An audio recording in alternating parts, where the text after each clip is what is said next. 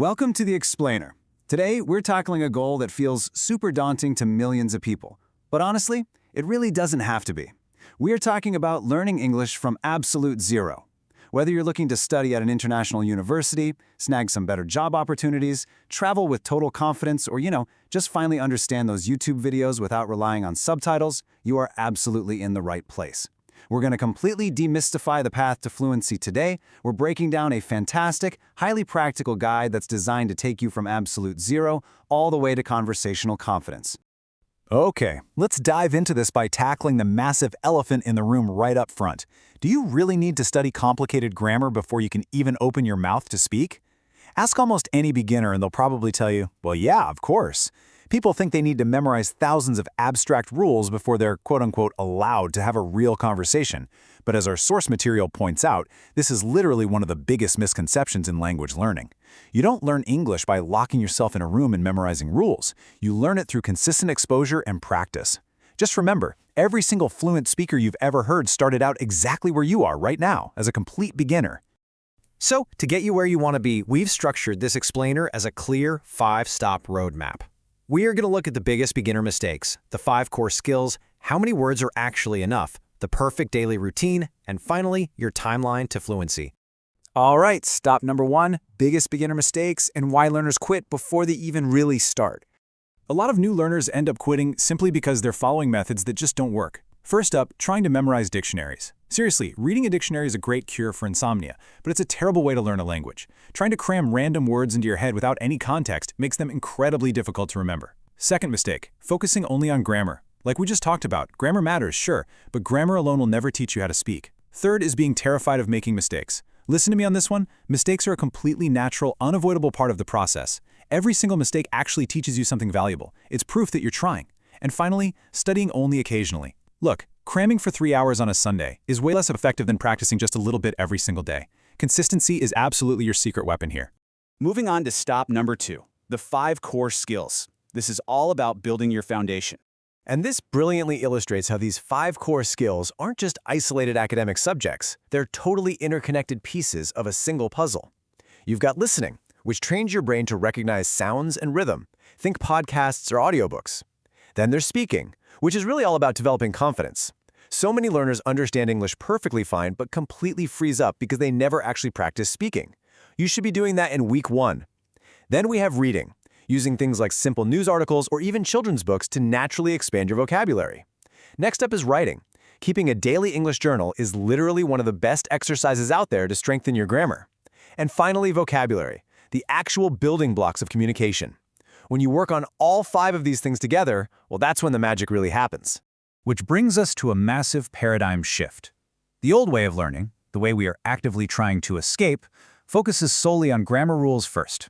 But the right way, it uses a completely different flow.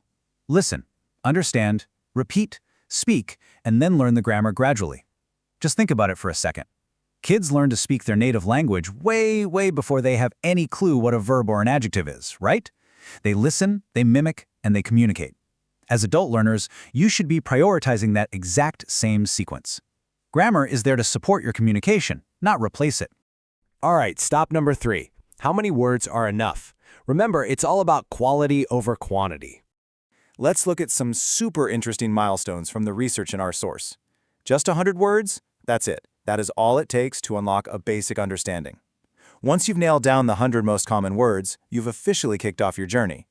We're talking basics here, like hello, please, and water. Just enough to piece together very basic ideas. Now bump that up to 500 words. Hitting the 500-word mark opens the door to simple conversations. And here's a massive takeaway from the guide. Knowing 500 useful, everyday words really well is infinitely better than recognizing 5,000 rare words that you can actually string into a sentence. Let's move to and see how this builds at 1,000 words. When you hit this milestone, you completely unlock comfortable daily communication. You're not just surviving anymore. You're actually interacting with the language on a functional level, day in and day out. And finally, 3,000 words. Once you have a vocabulary of 3,000 words, you can easily cover most everyday situations you're going to encounter. You do not need 50,000 words to travel, work, or make friends. 3,000 high-quality, high-frequency words will completely change your life. Stop number 4, the perfect daily routine, 50 minutes to progress. So, the crucial point is that fluency does not require hours and hours of grueling, painful study. Our source breaks down a beautifully simple 50-minute routine. Step 1, 10 minutes of vocabulary, focusing purely on useful daily words. Step 2, 15 minutes of listening. Choose slow, clear audio, and seriously, don't stress if you don't catch every single word. Step 3, 10 minutes of reading, ideally reading simple English out loud. Step 4, 10 minutes of speaking. Repeat sentences, practice introducing yourself, or honestly, just describe the objects sitting in the room around you. And step 5, 5 minutes of writing. Just jot down 5 simple sentences about your day. And that is it. 50 minutes. It's bite-sized, it hits all 5 core skills, and most importantly, it's totally sustainable. And our final stop, number 5, your timeline to fluency. How long does it actually take? Your learning speed is entirely dependent on your consistency and your time commitment. You are in complete control here. If you can only manage 20 minutes a day, you'll make slow but steady progress. If you can hit that 45 to 50-minute routine we just outlined, you are going to see good, solid improvement. Step it up to an hour for fast improvement, and hey, if you have the dedication for 2 hours a day, you are going to experience rapid development. The power is completely in your hands. And to give you a very concrete, super encouraging benchmark, the research notes that most learners notice highly visible, undeniable progress within just 3 to 6 months of regular practice. Really think about that for a second. In just half a year, your life could sound and feel completely different if you just commit to that daily routine. I mean, where do you want to be 6 months from today?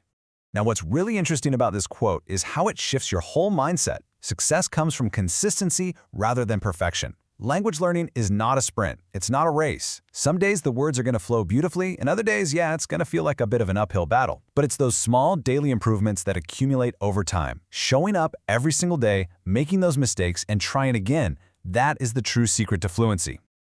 So, I'll leave you with the challenge. Are you ready to start your first 50-minute session today? You really don't need perfect grammar right now. You don't need to know a million words. You just need to take that very first step.